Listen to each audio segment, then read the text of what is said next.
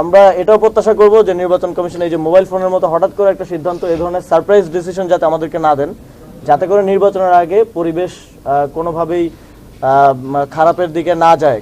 একটি দলকে হয়তো একটু বিশেষ সুবিধা দেয়া হচ্ছে এবং সেটা আপনারা মাঠ পর্যায়েও দেখেছেন যে একটি নির্দিষ্ট দলের প্রার্থীকে শোকজ করলে সাথে সাথে ওই দিন বা পরের দিনের মধ্যে ওই অফিসার সেখান থেকে উইথড্র হয়ে যাচ্ছেন। এবং আমরা কিছু জায়গায় দেখেছি কিছু কর্মকর্তারা নির্বাচনের সাথে সংশ্লিষ্ট, সেটা পুলিশে আছেন, জনপ্রশাসনের কর্মকর্তারা আছেন মাঠ পর্যায়ে, তারা কিছু অস্বাভাবিক আচরণ করছেন এবং তারা অনেক ক্ষেত্রে ভোটারদেরকে ভয়ভীতি প্রদর্শন বা নির্দিষ্ট কোনো দলে ভোট দেওয়ার ক্ষেত্রে চাপ প্রয়োগ করছেন।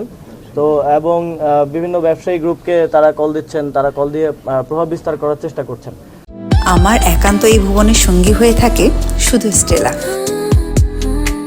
তো তার প্রেক্ষিতে আমরা নির্বাচন কমিশনকে ইতিমধ্যে কিছু স্পেসিফিক অফিসারদের অপসারণ এবং পরিবর্তনের বিষয়ে বলেছি।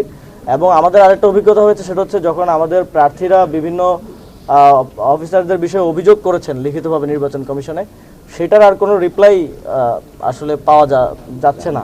ফলে এটা নির্বাচন কমিশনের অবশ্যই এই বিষয়ে একটা টাস্ক ফোর্সই থাকা প্রয়োজন ছিল, যে অভিযোগগুলো আসবে সেগুলো দ্রুততম সময়ের মধ্যে নিষ্পত্তি করা, একটা রিপ্লাই করা যে এটা হচ্ছে বা হচ্ছে না, যেটাই হোক সেটা রিপ্লাই করা।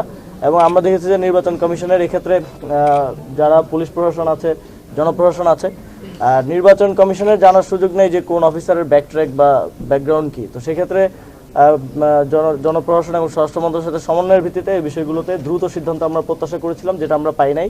তবে আজকে আমরা স্পেসিফিক অনেকগুলো অভিযোগ এবং অনেকের ব্যাপারে আমরা বলে গেছি। আমরা আশা করি এ বিষয়ে দ্রুত একটা ফলাফল আমরা পাবো এবং আমরা এটাও প্রত্যাশা করব যে নির্বাচন কমিশন এই যে মোবাইল ফোনের মতো হঠাৎ করে একটা সিদ্ধান্ত, এই ধরনের সারপ্রাইজ ডিসিশন যাতে আমাদেরকে না দেন, যাতে করে নির্বাচনের আগে পরিবেশ কোনোভাবেই খারাপের দিকে না যায়। কারণ এই মোবাইল ফোনের ডিসিশনটার ভিত্তিতে আপনারা ইতিমধ্যে জানেন যে আমাদের 11 দলীয় জোটের পক্ষ থেকে আমরা ঘেরাওয়ের মতো একটা সিদ্ধান্তের দিকেও উপনীত হয়েছিলাম।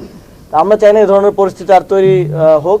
নির্বাচন কমিশনের কিছু কার্যক্রম আমাদের মনে হয় যে ইনফ্লুয়েন্সড হয়ে তারা করেন, যেমন বিএনসিসির বিষয়ে আমরা একটি দলের দাবির প্রেক্ষিতে বিএনসিসিকে কেন্দ্রে না রাখার বিষয়ে এক ধরনের কথা শুনেছিলাম। তবে তারা আজকে বলেছেন তারা এটা বিবেচনা করছেন এবং আমাদের এটা স্পষ্ট দাবি থাকবে যে বিএনসিসি যেন করে তারা কেন্দ্রে থাকে, যেহেতু এবারের নির্বাচনটা একটু ভিন্ন নির্বাচন হতে যাচ্ছে। সেক্ষেত্রে এক্সট্রা ফোর্স থাকলে সেটা আমরা মনে করি যে আইন শৃঙ্খলা পরিস্থিতি নিয়ন্ত্রণের ক্ষেত্রে কাজে দিবে।